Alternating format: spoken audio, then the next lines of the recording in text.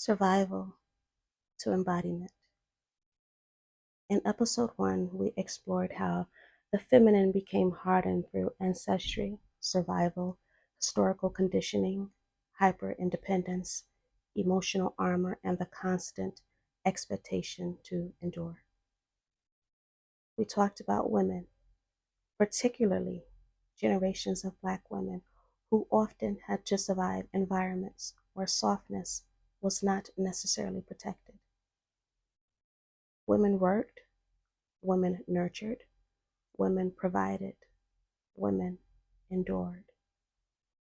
Women protected families and communities while sometimes receiving very little protection themselves. And when survival becomes necessary long enough, it can begin to affect how we relate to our own bodies. We learn to push through exhaustion. We learn to ignore hunger until the work is finished. We learn to hold our breath through stress. We learn to suppress tears. We learn to remain alert.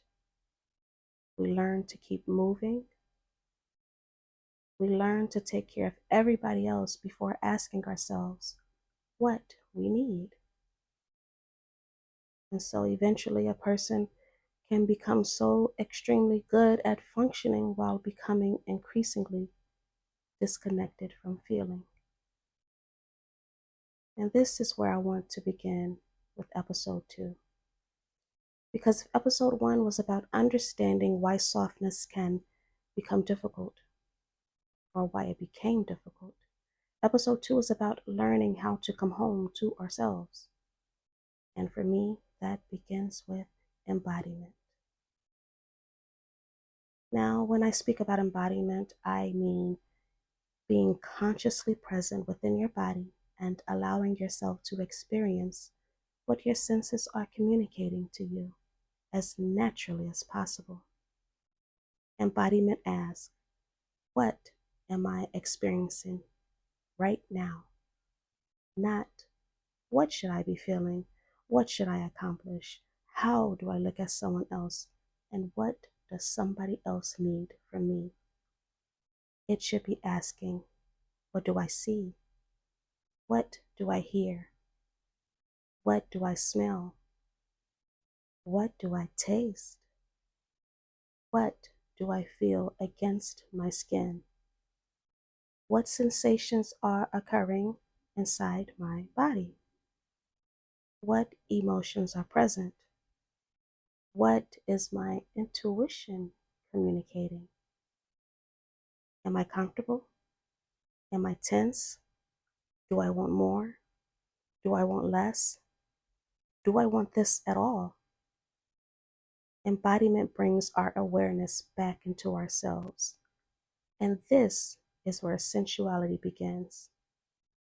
Sensuality begins with inhabiting yourself. Now, I want you to think about this.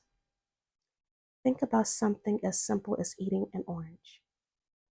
Before you even taste it, look at it. Notice its color. Notice its shape. Hold it in your hands. Feel the texture of the peel beneath your fingertips. Begin peeling it and notice the fragrance released to the air. Listen to the sounds created as the peel separates from the fruit.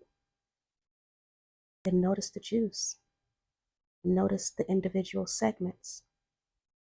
Then taste it. Sweet, tart, juicy, refreshing. Maybe the smell reminds you of childhood.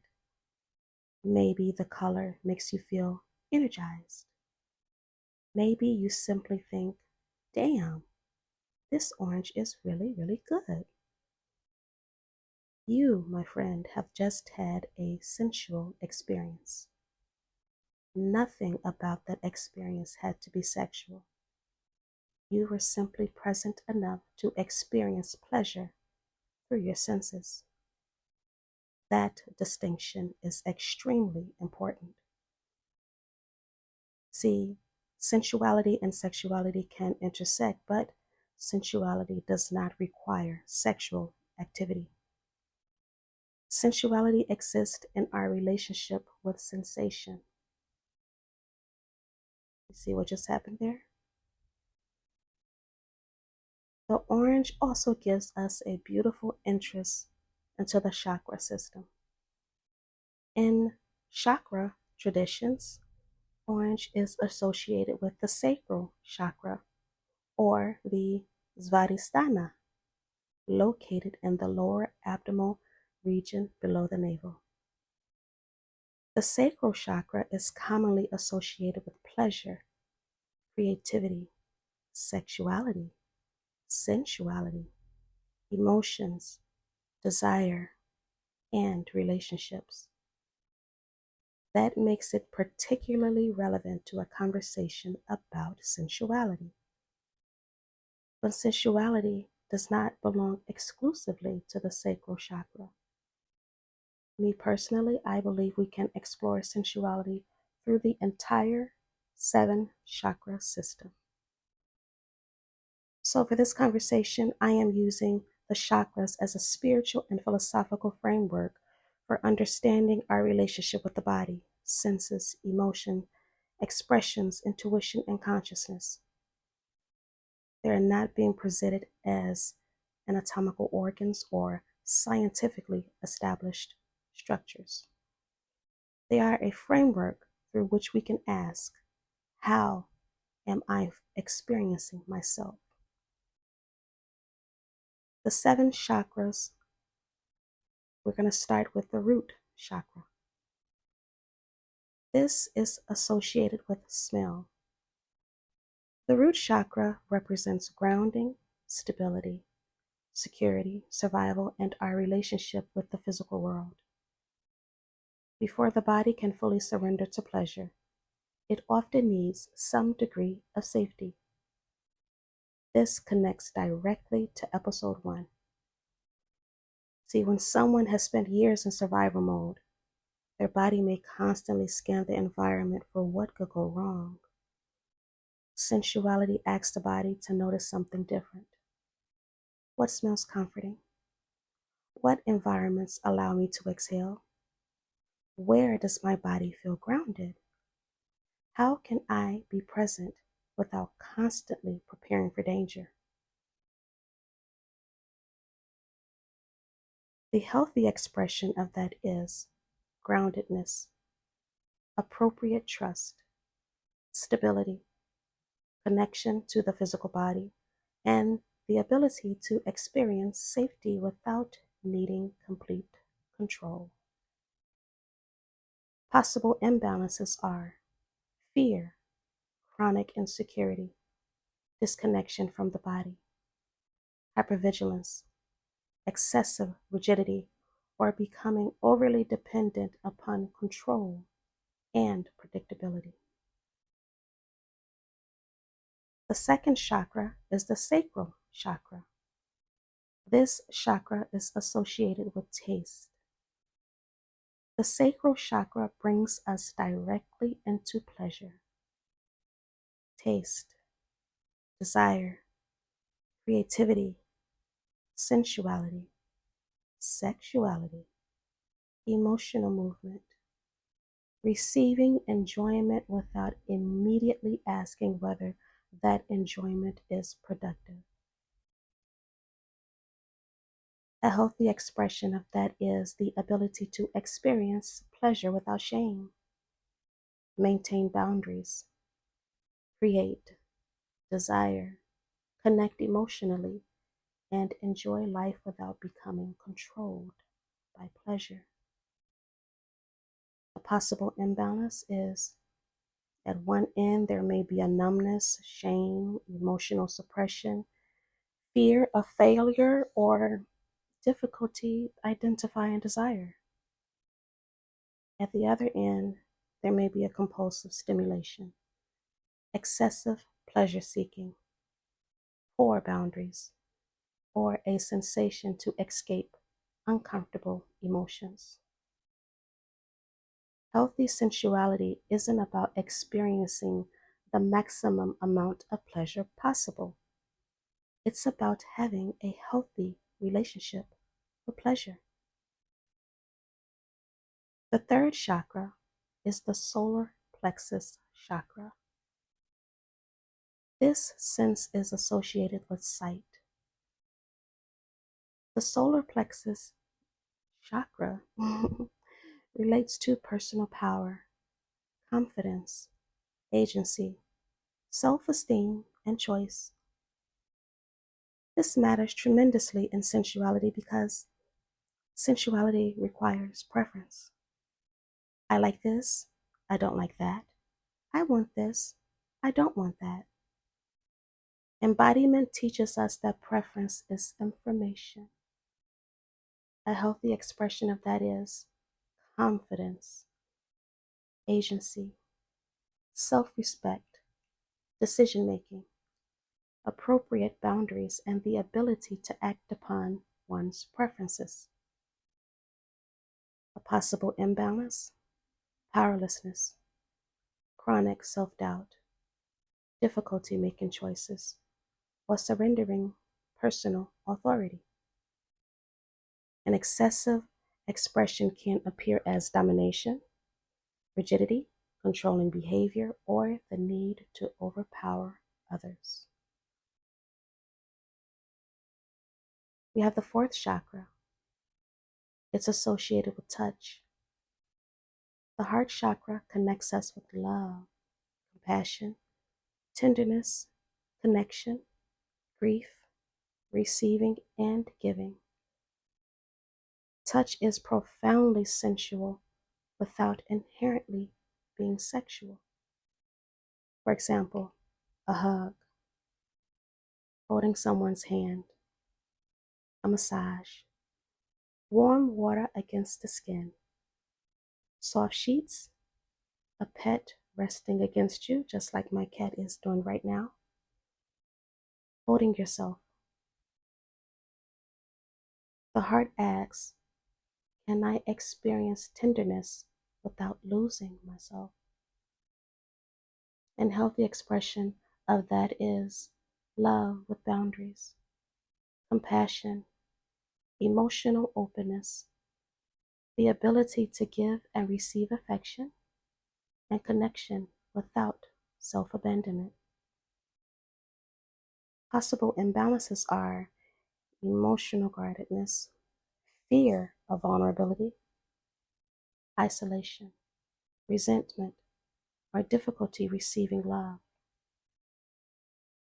An excessive expression can involve overgiving, rescuing, weak boundaries, or believing love requires self-sacrifice. Episode 1 taught us how easily sacrifice can become confused with feminine value. Episode 2 asks whether we can experience love without disappearing inside of it. The fifth chakra is the throat chakra. This is associated with hearing and sound. The throat chakra governs expression, communication, authenticity, listening, and voice. Sensuality isn't only about experiencing sensation. We also need language for our experience. That feels good. That doesn't look good. Slower, please. Stop. I need quiet. I love this music. I need space. I want more. Our voice helps translate embodiment into boundaries and communication. And healthy expression of that is authentic communication, listening, honest self-expression, and comfort communicating needs and boundaries. Possible imbalances are silencing. Did I say that correct? Silencing oneself. I have a hard time saying that word, you guys. I'm sorry. Fear of expression, difficulty naming needs, or consistently allowing others' voices to overpower one's own. An excessive expression may involve speaking without listening or using one's voice to dominate rather than communicate. Then there's the third eye chakra, the sixth chakra. This one is associated with inner sight, intuition, and perception. The third eye moves us beyond the five physical senses and perception. Sometimes our bodies recognize something before our minds create language for it. Something feels right. Something feels wrong. Something feels familiar. Something makes us contract. Something makes us curious. Healthy embodiment gives us enough stillness to notice those signs. Healthy expressions are discernment, imagination, intuition, self-awareness, and the ability to distinguish inner knowing from fear or fantasy. Possible imbalances are disconnection from intuition, difficulty trusting one's perception, or lack of internal awareness. And excessive expression may become overinterpretation, fantasy, or treating every thought and sensation as unquestionable spiritual information. Discernment remains necessary. The final chakra is the crown chakra. This one is associated with consciousness and spiritual connection beyond the ordinary senses. The crown chakra connects sensuality with spirituality. This is important because spirituality does not have to require abandoning the physical body. We can experience the sacred through embodiment, like music, nature, food, prayer, movement, beauty, rest, my favorite, breath, love, my favorite, and of course, pleasure. Healthy expressions of this is spiritual connection, meaning awareness, openness, and the ability to integrate spiritual life with physical existence. Possible imbalances are disconnection from meaning or spirituality. At the extreme opposite, spirituality can become a means of escaping the body. We can become so focused on transcending human experience that we actually stop experiencing our humanity fully. Embodiment asks us to remain here. Now let's return back to episode 1. If your nervous system learned, stay alert. Keep working. Don't depend on anybody. Don't cry. Don't ask for help. Don't be too vulnerable. Don't rest until everything is finished. Then being asked to simply feel can be surprisingly difficult. Survival mode prioritizes protection. Productivity culture prioritizes output. Caregiving can prioritize everybody else's needs. Shame can teach us to distrust our bodies. Traumatic experiences can make disconnection from sensation protective. Certain religious and social conditioning can teach people that desire, pleasure, sexuality, or even the body itself should be approached primarily through suspicion or control. And chronic stress, well, it can make us simply slowing down feel uncomfortable. So when someone asks, I don't know what I enjoy anymore, that deserves curiosity rather than judgment. When someone struggles to receive rest, identify what they want, or experience pleasure without guilt, the answer isn't necessarily, you need to be softer. Sometimes the most important question you can ask is, what taught your body that softness wasn't safe? Understand that survival was not failure. This is where compassion becomes essential. The woman who became hyper independent may have had very good reasons for learning not to depend on anyone. The woman who struggles to rest may have watched generations of women survive through relentless work. The person who disconnects during emotional intensity may have learned that disconnection was protective. The person who struggles with pleasure may have received messages that pleasure was dangerous, selfish, shameful, sinful, frivolous, or something that had to be earned. We don't shame survival strategies. I'm going to repeat that. We don't shame survival strategies. We become conscious of them. Because something can protect us during one chapter of our lives and restrict us during another. As we discussed in episode 1, sometimes what our ancestors needed to survive becomes what later generations must heal. I can honestly attest to that.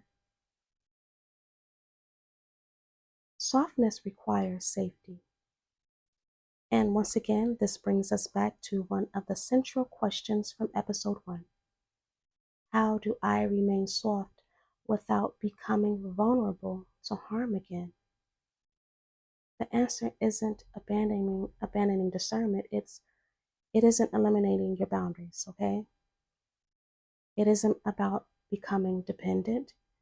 It isn't pretending that danger does not exist. And it certainly isn't performing femininity for somebody else's approval. Healthy softness has boundaries. Healthy sensuality has discernment. Healthy pleasure includes the ability to say no. Healthy receiving doesn't require self-abandonment.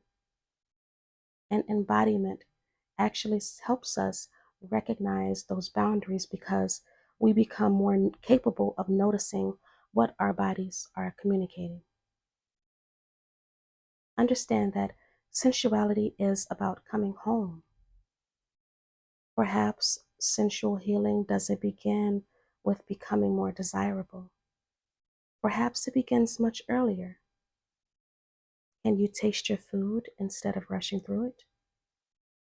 Can you notice your favorite fragrance? Can you feel the sunlight against your skin? Can you recognize when your shoulders are tense? Can you identify what music changes your mood? Can you recognize when your body wants rest? Can you recognize when something feels pleasurable? Can you also recognize when something does not? Can you receive something beautiful without needing to earn it? Can you inhabit your body without immediately judging it? That is the invitation. Not to perform sensuality, not to sexualize everything, not to become softer so someone else can consume your softness, but to become present enough to experience yourself again. Our grandmothers may have survived. Our mothers, they may have endured. And perhaps part of our work is learning how to experience life beyond endurance. Remember that sensuality begins with inhabiting yourself. And sometimes coming home to yourself begins with something as simple as slowing down enough to taste the orange.